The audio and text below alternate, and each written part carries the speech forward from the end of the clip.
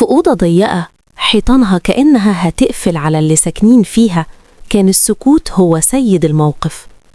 لمبة جاز نورها خافت بترمي خيالات بتترعش على وش زهرة الشاحب وعلى شعر بنتها الصغيرة أمل اللي نازل على كتافها.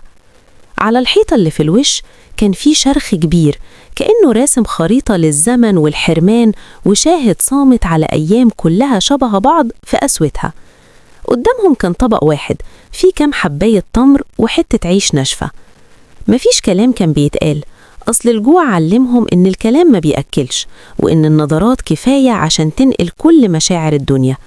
إيديهم كانت بتتحرك ببطء بيقسموا الأكل القليل بحب كبير قوي. فجأة أمل كسرت هدوء المكان بصوتها الطفولي الهادي وهي بتبص لأمها بعينيها البريئة. ماما، هو بابا فين؟ إيد زهرة وقفت في مكانها اللحظة، ملامحها ما اتفاجئتش، لكن سحابة حزن قديمة عدت على وشها.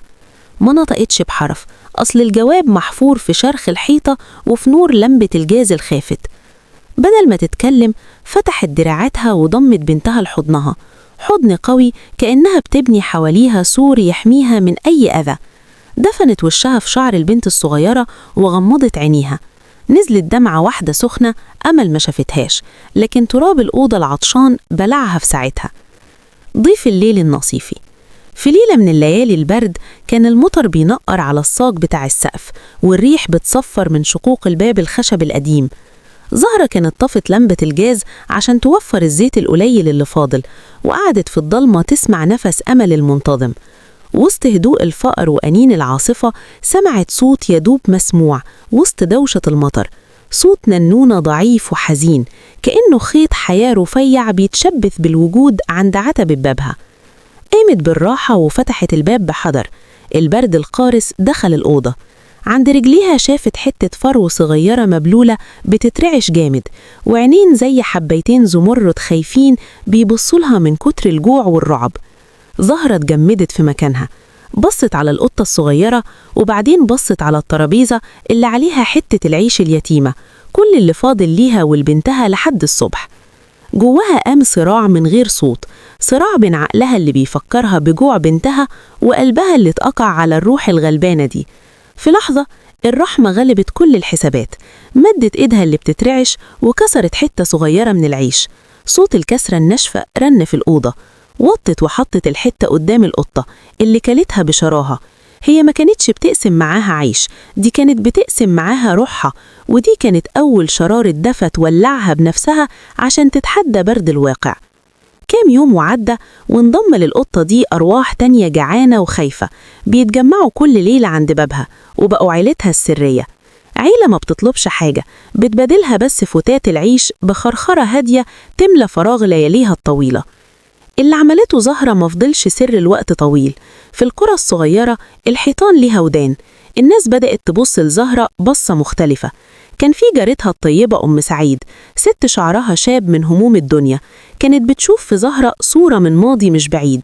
من وقت للتاني كانت بتخبط على بابها بالراحة وتديلها طبق فيه بواقي أكل وتقول لها بصوت دافي: ده الأمل، خديه ربنا يباركلك. وعلى الناحية التانية خالص كانت في أم فؤاد، ست عينيها فضولية، لما شافت القطط حوالين بيت زهرة بقها تلوى بابتسامة سخرية. كانت بتجمع ستات الحتة وتوشوش بصوت مسموع: شفتوا زهرة المجنونة بتاخد لقمة بنتها ترميها القطط الشوارع؟ الكلام ده كان بيوصل لزهرة زي السهام وزود عزلتها أكتر. عيلتها من القطط بقوا الملجأ بتاعها، بتقعد وسطيهم تمسح على فروهم وتكلمهم بهمسات قلبها بس اللي بيفهمها. في عز الظهر في يوم هادي وصل القرية راجل غريب باين عليه الوقار والغنى. كان الحاج إبراهيم راجل في الخمسينات من عمره، رجع عشان يشوف حتة أرض ورثها عن أبوه. وهو بيتمشى لمح من بعيد منظر غريب شد انتباهه. تحت ظل حيطة مهدومة قاعدة ست لابسة بسيط ومحاطة بشوية قطط بتقسم معاهم حتة عيش جايلها صدقة. الحاج إبراهيم ما شافش مجرد فقر، هو شاف سكينة وسلام نفسي طالعين من الست دي وهي بتطبطب على القطط. الفضول خده وراح لأقرب بيت. كانت أم سعيد بتنشر الغسيل. سألها وهو بيشاور على زهرة: السلام عليكم يا حاجة، مين الست دي؟ أم سعيد اتنهدت وقالت: دي زهرة، يا عيني عليها غلبانة، أرملة وملهاش غير بنتها ورحمة ربنا، قلبها أطيب من إن الزمن ده يستحمله. ما فاتش كام يوم والخبر انتشر في القرية زي النار في الهشيم. الحاج إبراهيم الراجل الغني الوقور عايز يخطب زهرة. أم فؤاد اللي كانت بتقول عليها مجنونة نظرتها اتحولت من شك لحسد. فجأة زهرة بقت محط الأنظار. أم سعيد راحت لها بالبشرة ولقيتها قاعدة في هدوءها كالعادة. لما قالت لها الخبر زهرة رفعت وشها وهي مش مصدقة. هي زهرة الأرملة الفقيرة. خيالها بدأ يرسم صور عمرها ما اتجرأت تحلم بيها. بنتها أمل لابسة فستان جديد، بتاكل وتشبع وتنام على سرير دافي، والأول مرة من سنين لمع في عينيها بريق أمل خجول. اترتب اللقاء الرسمي في بيت أم سعيد. قعد الحاج إبراهيم قصاد زهرة بمنتهى اللطف والاحترام. اتكلم عن المستقبل وعن إزاي هيخلي أمل تدخل أحسن المدارس، ووصف لها بيته الكبير والحياة الهادية اللي مستنياهم. زهرة كانت بتسمع وهي حاسة إنها في حلم. ابتسمت لأول مرة ابتسامة خفيفة. بعد ما مهد لها الطريق بكل الوعود الدافية دي، الحاج إبراهيم قال بنفس النبرة الهادية: وبطبيعة الحال يا زهرة، بيتي منظم وهادي وما فيهوش مكان للحيوانات دي. الجملة وقعت على قلب زهرة زي المية الساقعة على جمر والع. هو ما قالهاش بقسوة، قالها كأنها حقيقة مسلم بيها. فجأة البريء اللي كان في عينيها انطفى وحست بتقل الدنيا كله بيرجع تاني فوق كتافها. رجعت زهرة أوضتها وقفلت الباب على نفسها وعلى صراعها. قعدت في الضلمة على الأرض وبصت على بنتها النايمة بتحلم. تخيلتها في فستانها الجديد ومستقبلها الحلو. كل ده كان في كفة. وبعدين بصت من الشباك، شافت خيالات قطتها الصغيرة قاعدة في هدوء برا مستنيينها كالعادة. الأرواح دي اللي شاركتها جوعها وونست وحدتها، دول كانوا في الكفة التانية. انهارت زهرة في بكا صامت بيهز كيانها كله.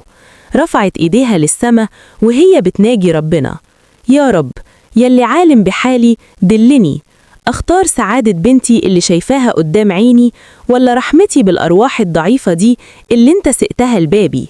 أعمل إيه يا رب؟ تاني يوم الصبح جه الحاج إبراهيم عشان ياخد الرد النهائي. زهرة قعدت قصاده بس ما كانتش نفس الست. مفيش تردد ولا خوف في عينيها، فيه هدوء وقوة غريبة. رفعت راسها وبصت في عينيه بثبات وقالت بصوت صافي وهادي: يا سيدي، أنا بشكرك على كرمك، بس أعتقد إنك فهمت الموضوع غلط. خدت نفس عميق وكمقت: يا سيدي، لولا رحمتي بالأرواح الضعيفة دي ما كانش ربنا بعتك ليا. الحاجة اللي انت شفتها فيا وعجبتك كانت أثر رحمة ربنا اللي حطها في قلبي. لو اتخليت عنهم يبقى اتخليت عن السبب اللي خلى الحاج يشوفني ويكرمني. ازاي أبني سعادتي على ترك اللي كانوا سبب في إنك تشوفني أصلاً؟